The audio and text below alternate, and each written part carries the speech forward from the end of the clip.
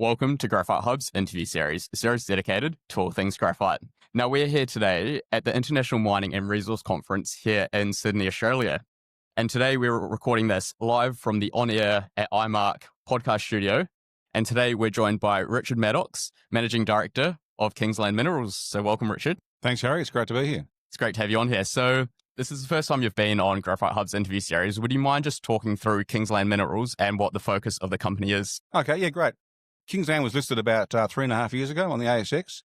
We initially focused on some uranium assets we had. As we were drilling out the uranium assets, we realised we had a very large graphite deposit, potentially a world-class one. So we decided to switch our focus to graphite, and we put out a resource about 2 years ago now. We've been progressing the deposit since. We've got a scoping study out now, and it's looking very positive and very encouraging for the future. Fantastic. And so you just mentioned the scoping study there. Would you mind just talking through some of the key highlights from that study? It was designed as a proof of concept type of study. It only focused on a very small part of the overall strike length of the deposit, so it was limited by the size. But we've got about a 7-year mine life there. Capital cost of about $340 million to build a 1.5 million tonne per annum processing plant and all of the associated infrastructure to produce graphite concentrate. I think the key takeout was the very low operating cost. I think our operating cost in the scoping study indicated that we can be competitive with some of the higher cost Chinese producers. And as we further optimize that study into a PFS, I'm pretty confident we can get the costs down to be very competitive with China and obviously globally after that. And so you're a geologist by background. Would you mind just talking through why the geology of the Leliyn project is so special? Well, look, it's interesting geology. The initial focus for exploration on this area was for base metals, and a lot of the drilling that's been done over the last 40 years was targeting base metals, and it intersected this graphitic schist. There was also some drilling done in the late to mid-80s, which discovered the uranium deposit, again, which is contained within the graphitic schists. It's a fairly lucrative little parcel of land, this. The uranium is only focused on a little small part of it, but generally it's a nice big contact zone. It's carbonaceous sediments in the Pine Creek geocline, which is known for its gold deposits rather than anything else. The carbon's been cooked up into graphite with granite intrusions.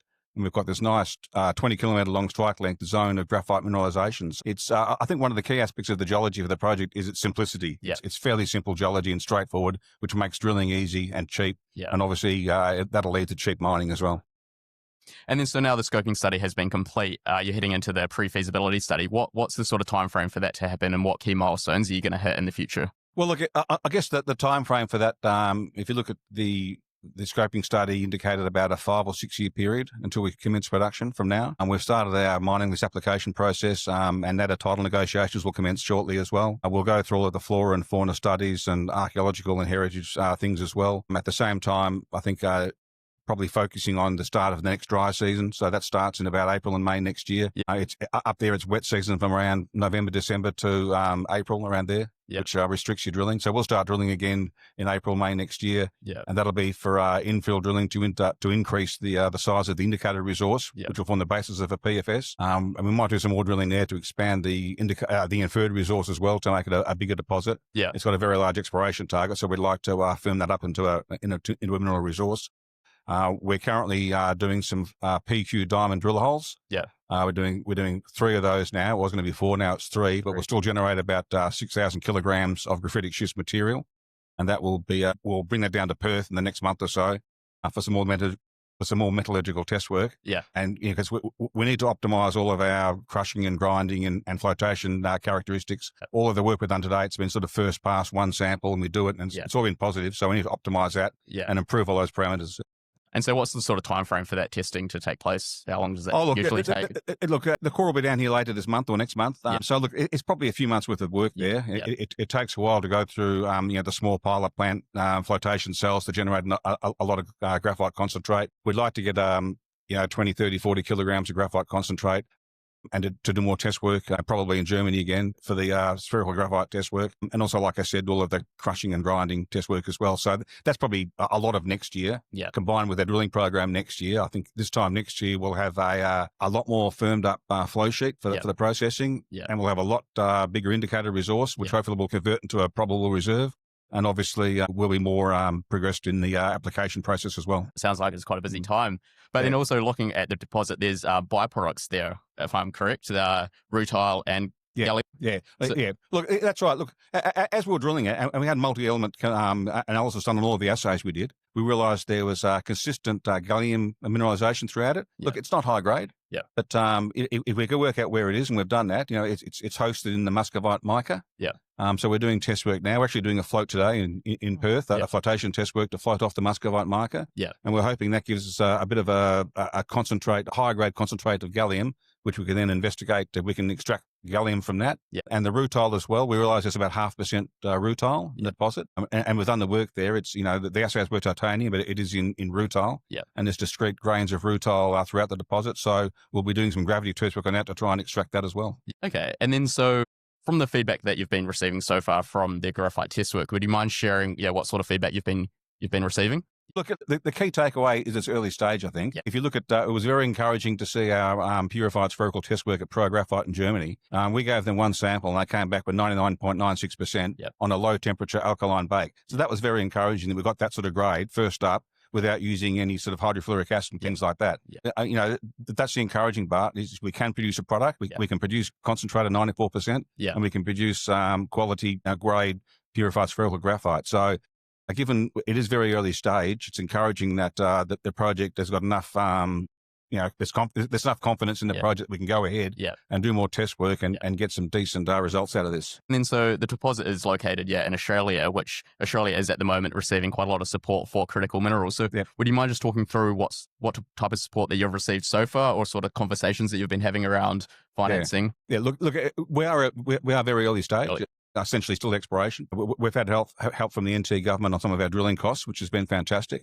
That they gave us a couple of grants a couple of years ago to drill some of our diamond drill holes. I think going forward now we've got a scoping study, and next step, we're doing the PFS to produce a flake graphite. I think we have to do a lot more test work on the downstream processing side of things as well. Yeah. So I think once we firm up those sort of things over the next few months, we'll be looking for government support to help us out with the downstream process. And we've been working with the CSIRO as well. And they've been analysing some of our graphitic schist to work out the characteristics of the flakes and the graphite and things like that. So there's more work to do there as well with the government. But we are starting conversations with people like NAIF and the Critical Minerals Office and the like. And I'm pretty confident as we progress the project going forward that we'll get a lot more support. Awesome. And given, like you said, the recent deal that Trump and Albanese signed over in Washington, I think there'll be a lot of interest in our project going forward. Everyone's been talking about it here at this conference. It's got a lot of attention. I think it's what we need. Yeah, that's right. Yeah. And then so on the note of funding, you've recently done a capital raise. Would you mind just talking through what those funds are going to be used for? Essentially, it's to progress the PFS. So it'll be drilling in the ground and metallurgical test work, and that's our main focus at this stage. Again, we'll start looking at a strategy and doing some initial analysis on maybe a pilot plant in Darwin to start producing larger amounts of flake graphite under our own steam, to send off to potential offtake partners and to work with Crimbook Infrastructure Partners, our major shareholder as well, to work with them to construct a downstream processing facility in Darwin as well. So I think we need more of that downstream processing work as well.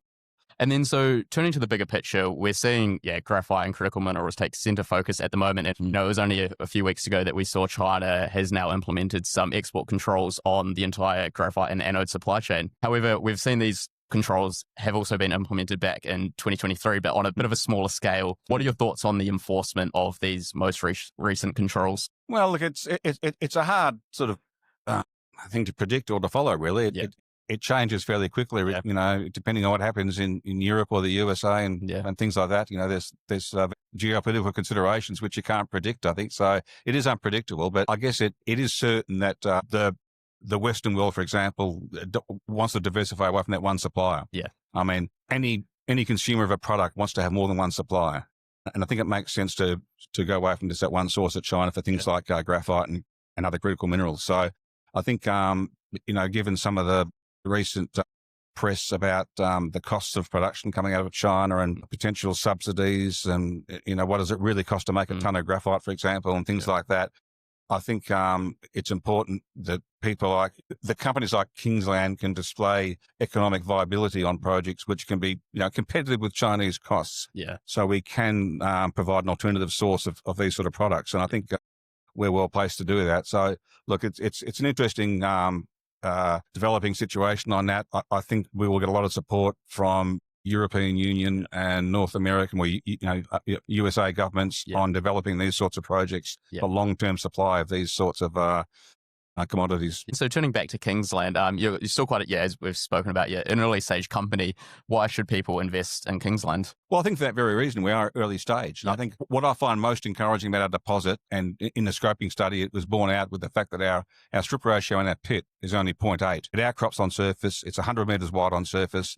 It's continuous for about 20 kilometres. So we can produce flake graphite. Well, I should say we can produce graphitic schist or to go on the ROM pad at a very, very low mining cost. And that makes us pretty competitive, I think, with most, if not all of our peers around the world, is our low mining costs. I think as we go forward with this project, that'll be borne out in our PFS. It's already been displayed in our scoping study that we will have low costs. It's early stage. Our share price is only, I think, 12.5, 13 cents at the moment. Our market cap's about $10 million. It's very low.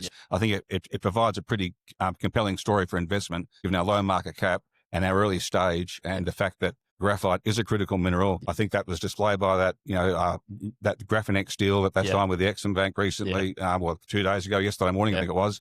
And that was for $1 billion Australian dollars. So there is appetite for projects which make money. And I think ours will do that. I think as it evolves over the next 2 or 3 years, I think we'll see a lot more interest. And so hopefully we do this again next year at IMARC.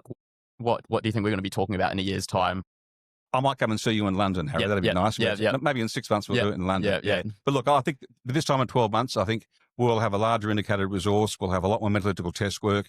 We'll be, I'll say, deep into a PFS. We'll be at a stage where we can probably start talking more seriously to some of the government agencies about support for the project. I'd like to think we might have a pilot plant up and running or close to it in Darwin. That'd be fantastic to do that as well. So I think it's just a matter of de-risking the project and just pushing ahead. And I think in 12 months' time, I think the qualities of the project will be easily discernible and understandable. And I think hopefully there'll be a bit of a re-rate on our share price by then as well, given where we are in the Northern Territory, close to the Port of Darwin. Well, fantastic. No, Richard, it's been a pleasure to have you on here today. Thanks for your time, and enjoy the rest of the conference. No worries, It's been great to talk to you, and thanks very much. All right, we'll look forward to doing it again sometime soon. No worries. Cheers, mate. Thanks. Perfect. Thanks everyone for tuning into this episode of Graphite Hub's interview series. We'll see you next time.